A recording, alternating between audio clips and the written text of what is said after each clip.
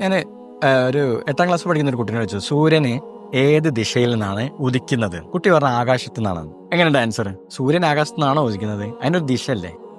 ചില കുട്ടികൾ കാണാം, രാവിലെ എഴുന്നേറ്റിട്ട് വൈകുന്നേരമായും ചോദിക്കും, വൈകുന്നേരം ആയാലും രാവിലെ ആയും ചോദിക്കും. സമയം അവർക്കറിയില്ല. ചില കുട്ടികൾക്ക് ഈ വലതു ഭാഗം ഇടതു ഭാഗം ഒന്നും തിരിച്ചറിയില്ല. ഇപ്പൊ ഷൂ ഇടുന്ന സമയത്ത് തന്നെ കാണാം തിരിച്ചും മറിച്ചും ഇടുന്ന കാണാം. അത് വലത് കാലിനിടുന്നത് ഇടത് കാലിനിടാം. ഇതെന്തിന്റെ ലക്ഷണമാണ് യഥാർത്ഥത്തിൽ?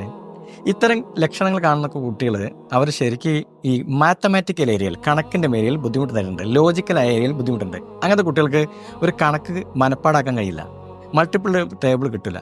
ഇപ്പൊ 2 × 2 2+2 എന്ന് പറഞ്ഞാൽ അവർ കിട്ടില്ല, കാരണം പ്ലസ് എന്താണെന്ന് അറിയില്ല. ചെറുത് വലുത് ഏതാന്ന് ചോദിച്ചാൽ കിട്ടില്ല. അതുകൊണ്ടാണ് ഈ സമയബോധം അവർക്ക് കറക്റ്റ് മനസ്സിലാവില്ല. ഇത് യഥാർത്ഥത്തിൽ അങ്ങനെയുള്ള കുട്ടികൾക്ക് കണക്കിൽ ഭയങ്കര പ്രശ്നമായിരിക്കും. ഇനി കണക്ക് ഞാൻ പറഞ്ഞാലോ, മോനെ 2+2 എത്ര?